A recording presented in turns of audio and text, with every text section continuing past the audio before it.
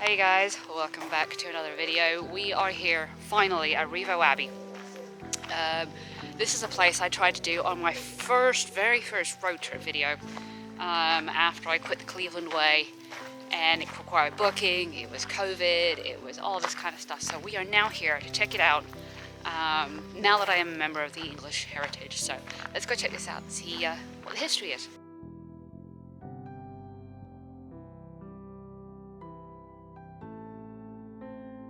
Alright, so a little bit of history on Rievaulx Abbey. It was built or started in 1132 by Abbot William, 12 monks who wanted to return or were part of the reforming and austere Cistercian order and wanted to return being a monk to basic piety, the simplicities and the basic tenets of being a monk of Christianity.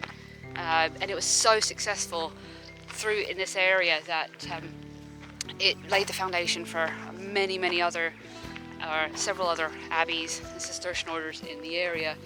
At the height, it ended up holding 640 monks, I think, and introduced a new kind of monk, which was a lay brother who would come out and would work the land, but also had the choir monks, which we spent a lot of the time in church singing and praising God. So what an incredible location is this? Isn't this beautiful?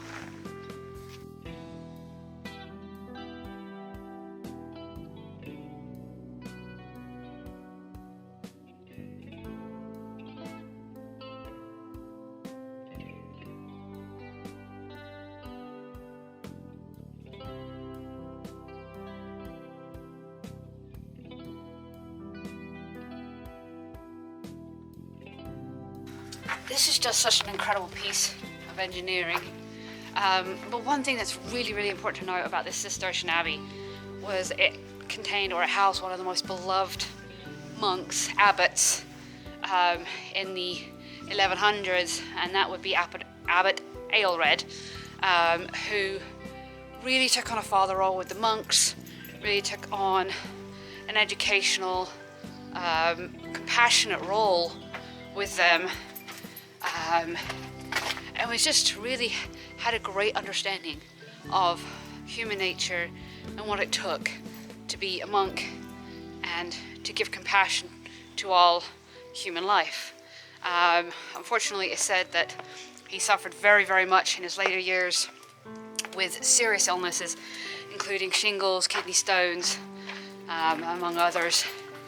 And although he originally was housed in the infirmary, he ended up moving into his own house, which was quite unusual for abbots, but it's just due to his poor health. And he was, I think, canonized as a turned into a saint after he passed away, just due to the amount of good that he did for the monks and for the community around him.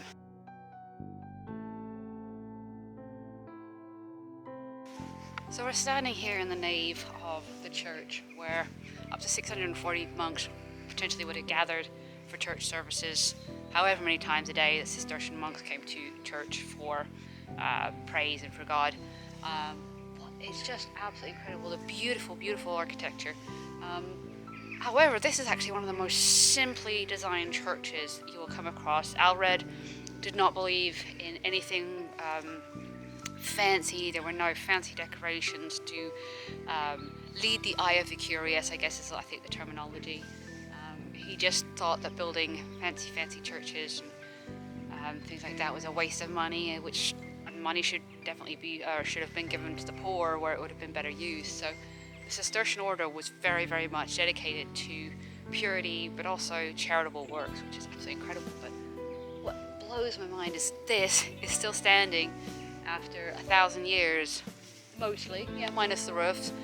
A lot of it's gone because of the dissolution of the monasteries, but we can't even build a washing machine that lasts built longer, than 3 years or something like that. But I'm glad that places like this still exist. It makes you feel, and in such a stunning location too. I mean, I know why they picked it. I can see exactly why they picked it, because it's just so, that just peaceful, tranquil, exactly the kind of place a monastery should be built to believe or to get closer to God and to live a happy life. Wow, what an incredible place. I think what I find so interesting is that they put, all these plaques around, so you can really get a feel for the place, all the people who lived here, and how much of an influence Abbot Elred was in how this place was run, how the monks lived their lives, and just how compassionate he really was. And I think it just makes you feel good knowing that this was a place of tranquility and joy. But anyway, moving on, we're gonna head out from here and go check out another abbey today, Fountains Abbey. So we're gonna head that direction and see if that one's better, worse, or about the same. So stay tuned.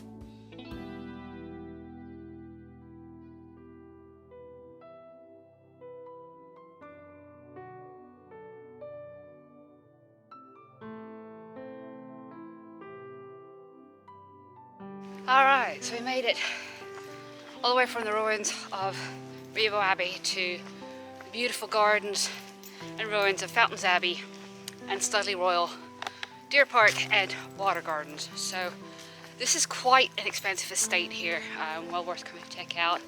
Lots of really cool stuff for the kids to play on.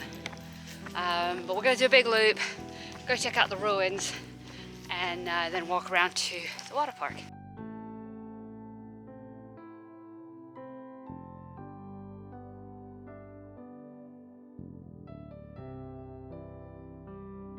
So what we're walking through here is one of the Grangers, Swanley Grange, I think this is what this is, and there are numerous ones around Fountains Abbey and the grounds.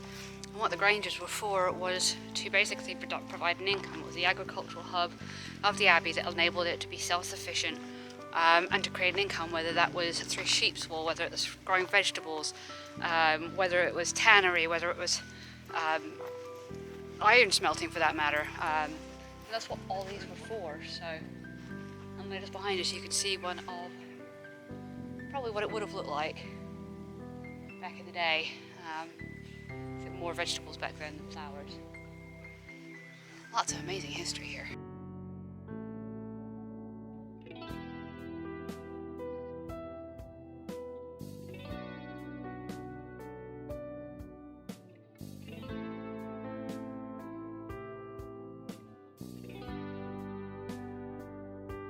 So this is impressive, but just off the path over here I saw a little cave or something that looks like a cave, so we've got to check that out before we go check out the Abbey, which I have vague memories of. The shame is when you can't actually go into. Just like a lot of it's all boarded up.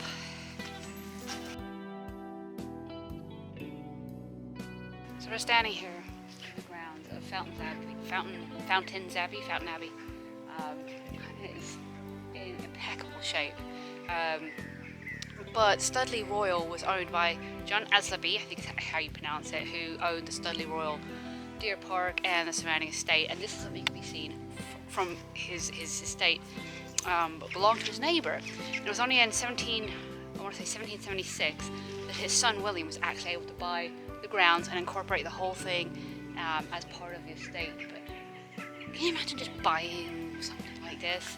And of course later on it was gifted or bought by the National Trust to preserve and can now be enjoyed by all of us.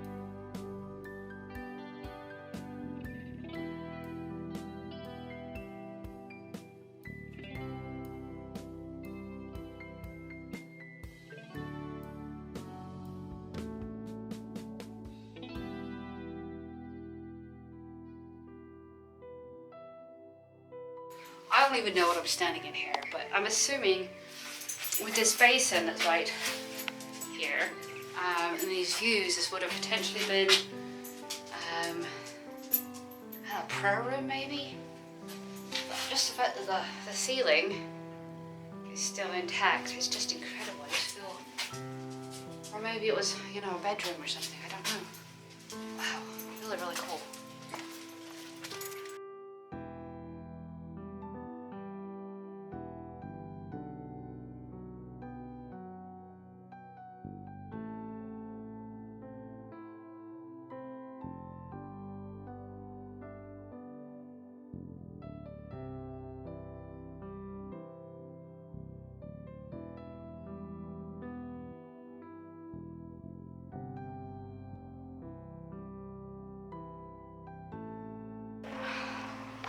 How absolutely incredible is this? I don't know if this is the cloisters or what, but this is one stunning piece of architecture. And I do remember coming here a few years ago. I have some good pictures from here. But man, this is just... Can you imagine living here? You know what this reminds me of a little bit is the Dwarf Kingdom of Khazad-dûm. And the words of Sam Gamgee. Now there's an eye-opener, no mistake. And this is pretty spectacular. Wow.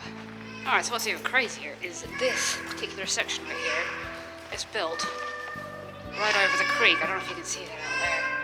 But it's built right over that, and I've always wanted to have a creek go through my living room for whatever weird reason. I realise it might bring in water rats and stuff, but I don't know, I've always had this thing about having a creek and a tree in the middle of my house.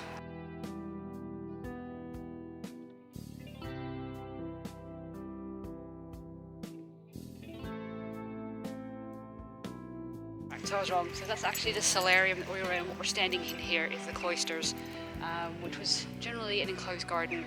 And just like Rievaulx Abbey, this was built in about 1132, and it was built by the abbot and 13 monks who just felt really disillusioned by the church in York and came out here seeking a simple life. And even though this doesn't look very simple, this housed a lot of monks and was one of the most successful establishments in the country. Very, very well known for their undyed wool as a predominant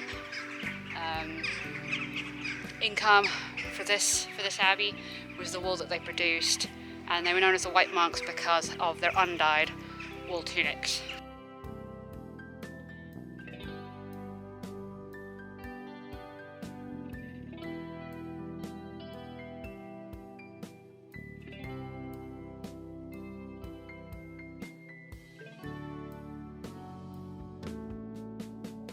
So I think what we're doing is standing in the kitchen, and these two, or at least this one, would have been the major fireplaces to cook for all the monks. Now they ate a very, very simple diet, mostly vegetarian, vegetables, beans. Very rarely would they have like fish, eggs, dairy. This is incredible.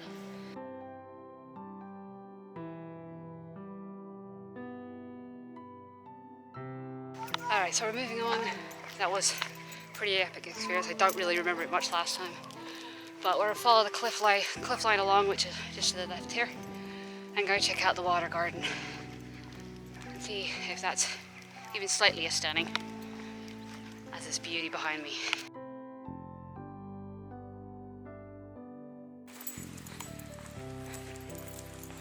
Alright, so what we're just passing here is where the bridge would have been. John Astleby would have crossed the creek to get to Fountain Abbey lands.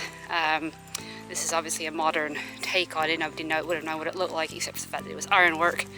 Yeah, it just sort of looks like some kind of weird, angular, disproportionate, odd dragon. Yeah, I'm not sure about that, but it's there for a reason.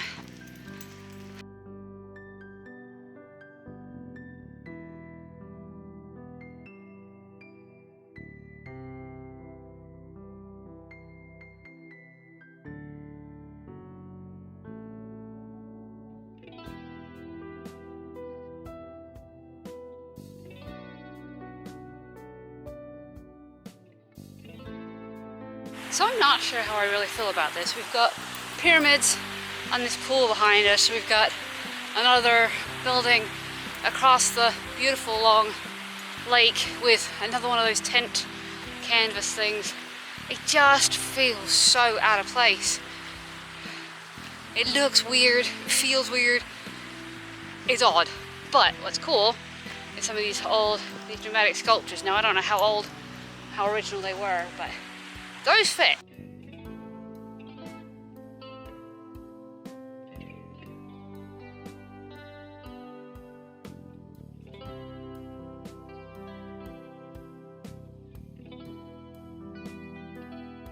Alright, so we've got to the big lake. This behind us right here is a fishing tabernacle. And out behind, beyond the lake, is the deer park, which we sadly don't have time to go check out but they do have, I think, 3 different varieties of deer up in there, including Sitka deer. But we are going to head back to the car. It's been a very strange experience coming through this water garden. Definitely evokes some weird feelings about, especially those sculptures. So anyway, as always guys, I really hope you got something out of this video. Thank you for watching, and as always, take care.